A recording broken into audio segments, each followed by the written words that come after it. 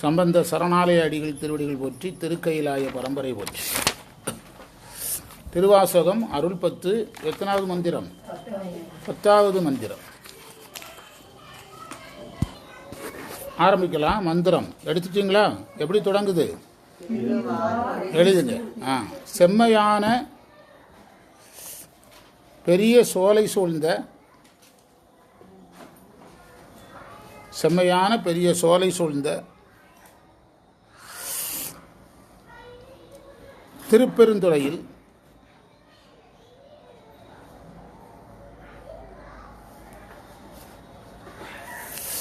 வளமான மலர்களை உடைய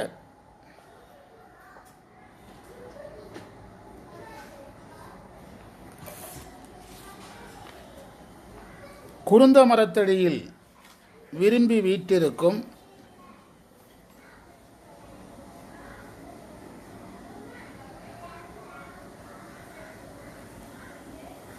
இறைவனுடைய நிலையை பாடி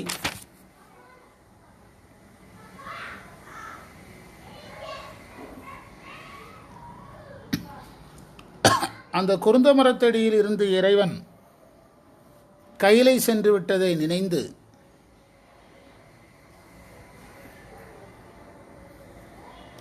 அதற்காக வருந்தி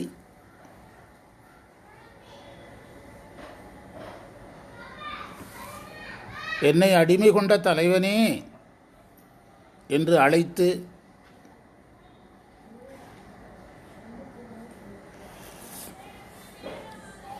தவம் செய்பவனே என்று அழைத்து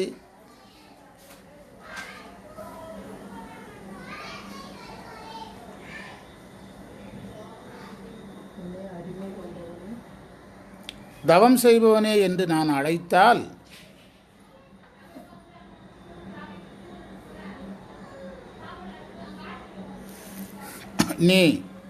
நீங்கள் பிறவியாகிய கடலில் இருக்கிறீர்கள்.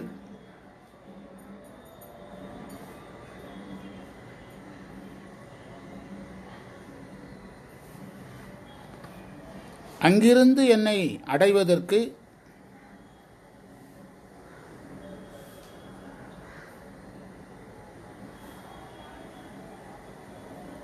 கைலைக்கு வருவதற்கு இதுவே வழி.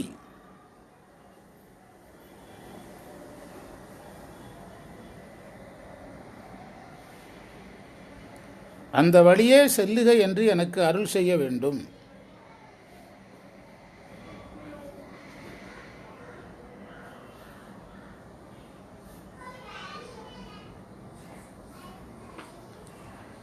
குறிப்புரை: திருந்து என்ற சொல்லுக்கு செம்மையான சோலை, திருந்துவார் பொழில் அப்படிதான் இருக்குது. செம்மையான சோலை அல்லது நம்மை திருத்துகின்ற சோலை, நம்மை திருத்துகின்ற சோலை.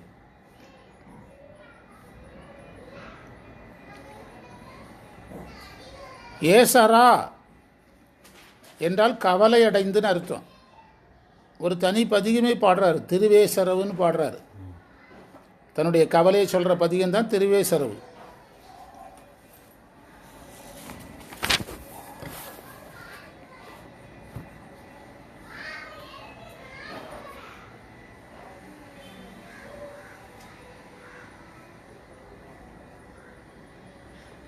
கைலை என்பது வீடு பேற்றை குறிக்கும்.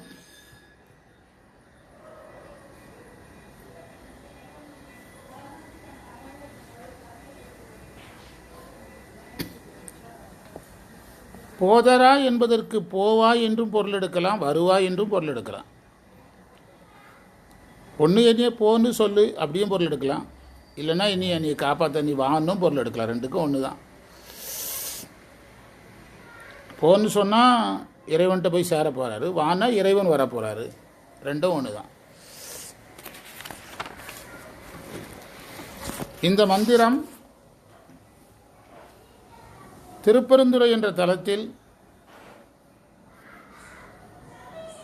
மாணிக்கவாசகர் இறைவனை சந்தித்தார், குருவாக சந்தித்தார்.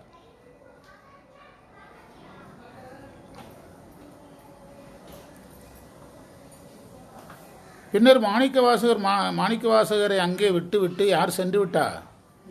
இறைவன் கையிலைக்கு புறப்பட்டுட்டார். மாணிக்கவாசகரை திருப்பெருந்துறையில் விட்டுவிட்டு அல்லது இருக்க சொல்லிவிட்டு கைலைக்கு புறப்பட்டு போயிட்டார். அந்த வருத்தத்தில் பாடினது, அந்த வருத்தத்தில் பாடியது.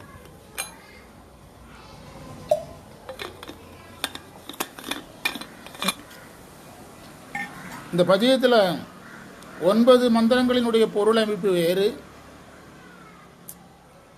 10வது மந்திரத்தினுடைய பொருள் அமைப்பு வேறு.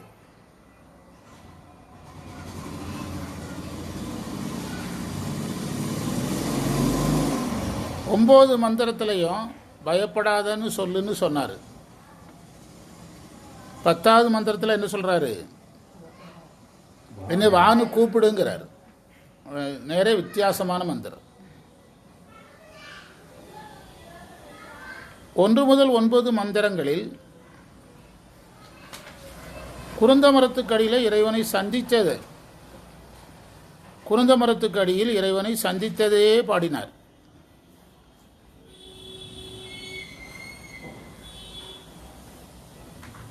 ஆனால் 10வது மந்திரத்தில் யாரை பிரிஞ்சதை பாடுறாரு? பிரிஞ்சதை பாடுறார். இது பாடுறவங்க எல்லாம் கண்டுபிடிக்க முடியாது இந்த வித்தியாசத்தை. பொருளுக்குள்ளே போனால் தான் இந்த வித்தியாசம் தெரியுது. இப்போ அந்த மந்திரத்தை வைத்துக்கொண்டு ஒவ்வொரு பொருளாக பார்க்கலாம். திருந்துவார் பொழில் சோல்,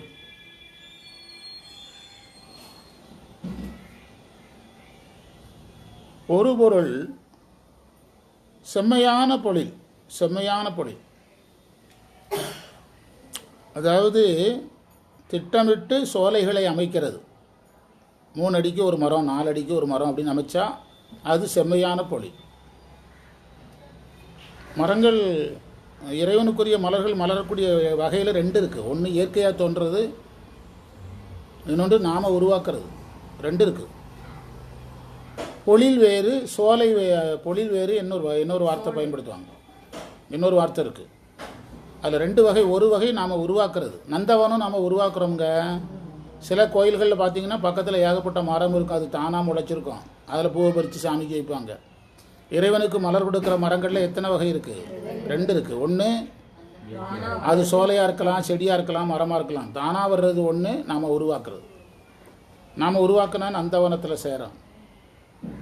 சில இடங்களில் தானாக உருவாகும். இப்போ ஒரு நகர அமைப்பையே பாருங்கள். சில நகரம் தானாக தோன்றும். இப்போ நம்ம ஊரையே எடுத்துக்கிடுங்க. காந்தி நகருடைய வடிவம் நம்ம இந்த நகருக்கு, உடுமலைப்பேட்டை நகருக்கு வராது. என்ன காரணம்? உடுமலை நகர் தானாக தோன்றினது, காந்தி நகர் தோற்றுவித்தது. பிளான் பண்ணவர் தான் வீடே கட்டினது. இங்கே வீடு கட்டினவர் பிளான் பண்ணியிருப்பான். 2க்கு வித்தியாசம் புரிஞ்சுட்டா? இதில் போக்குவரத்து, வீட்டு நம்பர், வரவு, இதுக்கெல்லாம் எது ஈஸி? காந்தி நகர் ஈஸியா, நகர் ஈஸியா? காந்தி நகர் தான் ஈஸி. இத்தனாவது பிளாக்கு, இத்தனாவது நம்பர், 13வது வார்டு, 14வது வார்டுன்னு சொல்கிறது ஈஸி. அந்த மாதிரி சோலைகளை அமைத்தாங்கன்னா அதுக்கு என்ன பேர்? திருந்துவார் பொழில் என்று பெயர். திட்டமிட்டு சோலைகளை அமைப்பது, இறைவனுக்கென்றே நந்தவனங்களை அமைப்பது. அந்த காலத்தில் நந்தவனங்களை அமைக்கிறத நாயன்மார்கள் ஒரு சேவையாக செஞ்சுருக்காங்க. இப்போவும் சிவாலயங்களுக்கு நந்தவனம் அமைச்சு கொடுக்குற தொண்டர்கள் நிறையா இருக்காங்க. என்னுடைய மாணவரே ஒரு அம்மா, அந்த சிவமலருக்கு அதான் வேலை. திருவிடைமருதூர் மகாலிங்க சாமி நந்தவன குழுன்னு ஒரு குழு வச்சுருக்காங்க. சிவாலயத்தில் ஃபோன் பண்ணாங்கன்னா அங்கே போய் ஒரு சிவனுக்கு தேவையான மரங்கள், செடிகள் என்ன உண்டோ அத்தனையும் நாற்று நட்டு ரெடி பண்ணி கொடுத்துருவாங்க. பிளான்டு சிட்டி மாதிரி பிளான் பண்ணி 3 அடிக்கு 1, 4 அடிக்கு 1ன்னு முறையாக வச்சு கொடுத்துருவாங்க. அப்புறம் இன்னொரு பொருள் என்ன சொல்கிறாங்க? திருந்துவார் பொழி சொல்லுங்கிறதுக்கு நம்மை திருத்துகின்றங்கிறாங்க. வாங்க சிவாய நம்ம குருவே போற்று. அப்படியே மேலே உட்காந்துடுங்க. சிவாயம் சிவாயம் நம்மை திருத்துகின்ற அப்படிங்கிறாங்க. இப்போ இறைவன் சார்ந்த எல்லாமே நம்மளை திருத்தக்கூடியதுங்கிறதுனால அந்த சோலையையும் நம்மளை திருத்தக்கூடியதுங்கிறார். ஒரு நல்ல கோயில் இருக்குது, கோயிலை சுற்றி நிறைய மரங்கள் இருக்குது. இப்படி இந்த ஊதியூர் இந்த பக்கம்லாம் போனீங்கன்னா மலையில் முருகன் கோயில் இருக்குது. இந்த வழியாக ஈரோடு போகிற வழியில் ஊதியூர், பிறகு என்ன சித்தர், கொங்கண சித்தர் இருக்கக்கூடிய ஒரு கோயில். அதெல்லாம் மலை ஃபுல்லாக மரத்துக்குள்ளே தான் கோயில் இருக்குது. அந்த மரத்துக்குள்ளே நம்ம உட்கார்ந்தோம்னா நமக்கு நம்மளை அறியாமலே ஒரு மாற்றம் தோணுது. புரியுதா? திருந்துவார்னா புரியுதா? சித்தர்களில் ஏன் காட்டுக்குள்ளே போய் உட்காடுறாங்க? திருந்தலாம். அதுக்குனால எங்கே இருக்காங்க? காட்டுக்குள்ளே இருக்காங்க. நம்மளை போய் நாட்டுக்குள்ளே இருந்தாங்கன்னா ரேஷன் கார்டு, ஆதார் அட்டை, காரு, வீடு, இதிலேயே கவனம் போகும். எதில் கவனம் போகாது? காட்டுக்குள்ளே இருந்தாங்கன்னா அந்த பறவைகள் போல், விலங்குகள் போல் எளிமையாக வாழ்ந்துட்டு.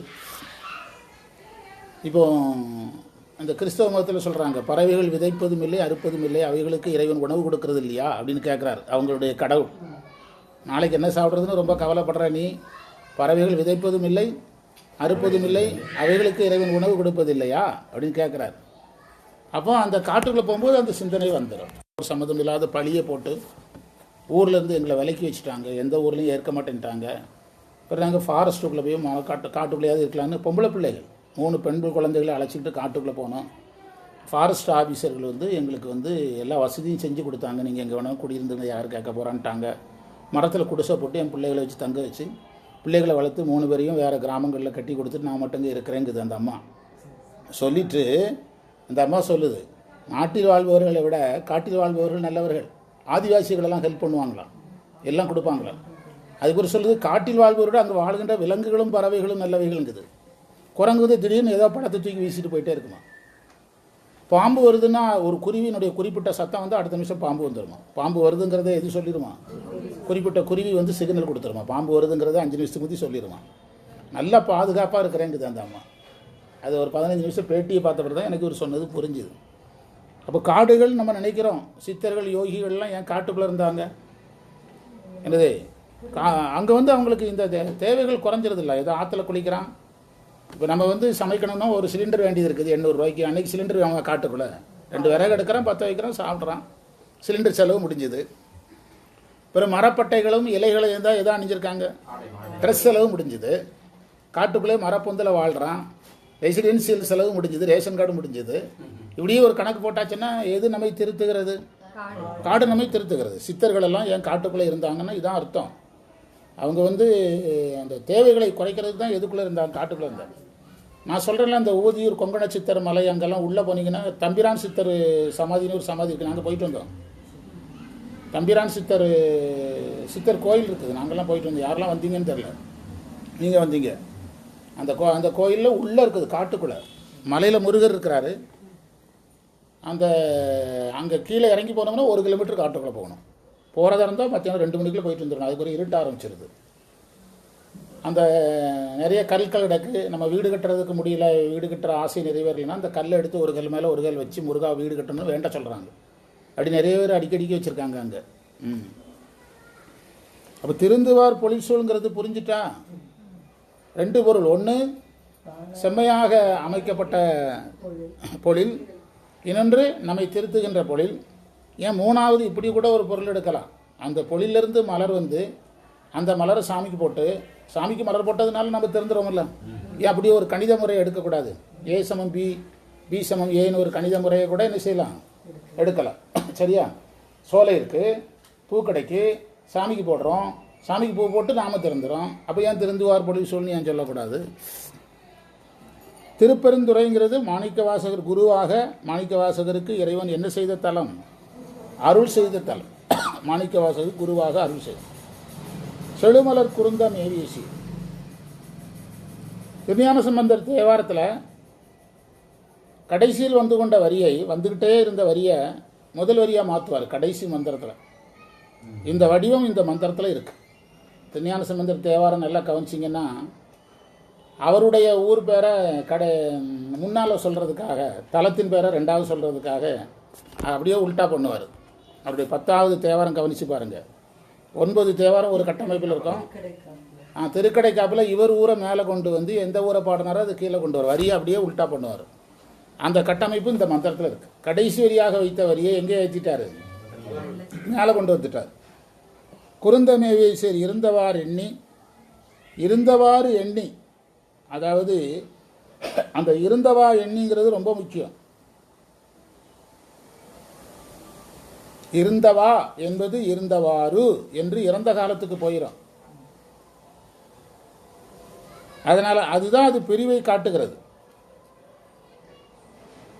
இறைவன் அங்கே இருந்ததை அவர் நினைக்கிறார். இறைவன் பிரிந்து போனதை நினைக்கிறாரு. அதான் எண்ணி நினைக்கிறார். அதனால் அவருக்கு துன்பம் வருது. அதுதான் ஏசரா.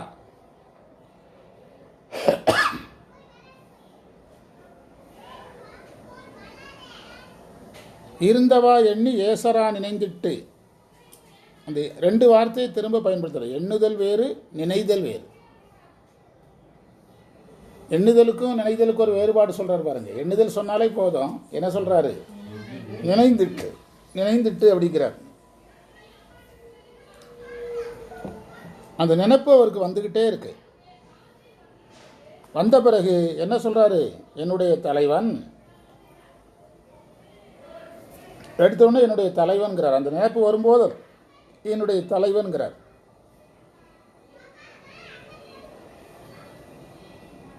இந்த மந்திரம் ரொம்ப ஆராய்ச்சி பண்ணணும். நீங்கள் எண்ணி ஒரு வார்த்தை, நினைந்து ரெண்டாவது வருது, மூணாவது ஒரு நினைந்து வருதுங்க.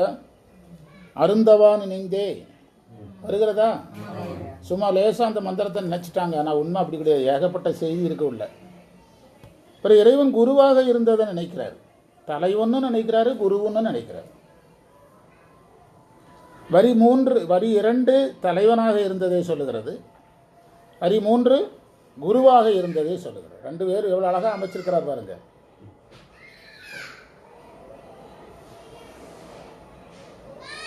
அதிலேயே அவர் அறுபரத்தொருவன் அவனியில் வந்து, அறுபரத்தொருவன் அவனியில் வந்து வரி 2 குருவரனாகி வரி 3. வரி 3 கொண்டு பொருத்தணும்.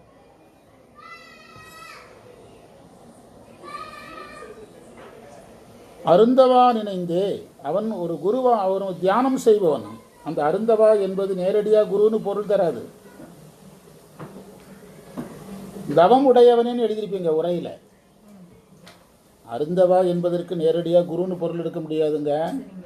தவம் செய்பவன் பொருள் எடுத்து, நம்ம சாமியில் சிவனில் தவம் செய்கிற சாமி யார்? தட்சிணாமூர்த்தி. தட்சிணாமூர்த்தியாக எடுத்து அதற்கு பிறகு மாணிக்க வாசகருக்கு யாராக வந்ததாக எடுக்கணும்? குருவாக வந்ததாக எடுக்கணும். எல்லாத்தையும் நினைந்து நினைந்துங்கிறாங்க. எல்லாம் அழகான மந்திரம். குருவாக இருந்தது நினைந்து.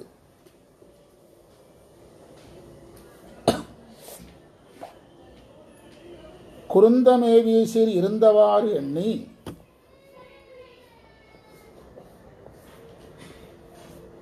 அதுக்கு கவனமாக பொருள் சொல்லணும். அதாவது அந்த திருவெம்பாவையில் இது இருக்குது. இந்த இடம் உங்களுக்கு நல்லா புரியணும்னா, திருவெம்பாவையில் ஒரு பாட்டு. இது அவன் திருவுரு. குருவாக இருக்கிற இவன் சிவனே. திரும்ப சொல்லி பாருங்க. இவன். அது உங்களுக்கு நீங்கள் ஆழமாக உங்களால் என்ன போக முடியல. சரியா போங்க. இது அவன் திருவுரு. இவன் அவன் எனவே. எவன்? இந்த குரு தான் அவன் சிவன் எனவே. எங்களை ஆண்டு கொண்டு எங்களந்தருளும் அறுவலர் பொழுதில் உத்தரகோசை எதியமை பணிகளும் ஆரதி கேட்போம் எம்பெருமான் பள்ளி எழுந்தருளாயே. அந்த வரியை வச்சுக்கிட்டு இந்த மந்திரத்துக்குள்ளே போய் பாருங்க. குருந்தமேவிசில் இருந்தவார் எண்ணி ஏசரா நினைந்திட்டு என்னுடைய எம்பிரான். எம்பிரான் என்பது சிவனாக பார்ப்பது. அருந்தவா என்பது யாராக பார்ப்பது? குருவாக பார்ப்பது. அந்த வரிக்கு இந்த வரிக்கு கனெக்ஷன் கொடுத்தீங்கன்னா மிகப்பெரிய சாதனையாக இருக்கும் சைவத்தில். ஆதரித்து அழைத்தால் இவர் கூப்பிடுறாரு. இறைவன் சொல்கிறாரு மாணிக்கவாசகர்கிட்ட, மாணிக்கவாசகரே, நீங்கள் பிறவிங்கிற கடலில் இருக்கிறீங்க. நீங்கள் அதிலிருந்து விடுபட்டுருவீங்க. விடுபட்டு எங்கே வாங்கன்னு சொன்னாராம்? கைலைக்கு வாங்க, கைலைக்கு வாங்க என்று இறைவன் சொன்னாராம். அதாவது இதில் ஒரு நுட்பம் இருக்குது. என்ன நுட்பம்னா, 9 மந்திரங்களில் பயப்படாதன்னு கேட்டார்ல. பயப்படாதுன்னு சொல்லுங்கன்னார்ல. அப்போ அந்த பயப்படாதுங்கிறத ஒரு முடிவுரை பண்ணி வைக்கணும்ல. அதில் இறைவனுடைய அந்த பயப்படாது என்பதற்கான விடை தான் என்னது? நீங்கள் எங்கே வந்துருங்க? கைலை வந்துருங்க. அது ஒரு பயப்படாதுங்கிறதுக்கு ஒரு நல்ல ஆரம்ப விடை தானே. அதுவும் இருக்குது, இதுவும் இருக்குது. அதாவது தில்லைக்கு வந்து அவர் இறைவனோட கலக்கிறாரு. அதனால தான் உரையில் உங்களுக்கு ஒரு குறிப்பு இருக்குது. கைலை வருதல் என்பது வீடு பேருன்னு ஒரு குறிப்பு இருக்குது. குறிப்பு கொடுத்துருக்குறோம். புரியுதா? அதனால் நீங்கள் பிறவிங்கிற கடலில் இருக்கிறீங்க. அதிலிருந்து விடுபட்டு நீங்கள் கைலைக்கு வருகின்ற வழி இதுன்னு சொன்னாராம். பொருந்தவா கைலை புகுநெறி இதுகான். அந்த வரி தான் அந்த மந்திரத்தில் எல்லாமே. புகுநெறி இதுகான். நீங்கள் கைலைக்கு வர்றதுக்கான வழி இதுன்னு சொல்லியிருக்கிறார். ஏன்னா இவர் திரும்ப எத்தனை மந்திரத்தில் பயப்படாதுன்னு சொல்லுங்கன்னு கேட்டார். 9 மந்திரத்தில் ஒரே வார்த்தையில் வழிகட்டிட்டார். புகுநெறி இதுதான், அவ்வளோதான். அப்போ இவர் எதுக்கு பயப்பட்டிருக்கிறாரு? நம்ம மோட்சம் அடைவோமா இல்லையா அதுக்கு கவலைப்பட்டிருக்கிறாரு. இவர் சாமி இதுதான் வழின்னு ரூட்டை காட்டிட்டார். புகுநெறி இதுதான் போதராய்.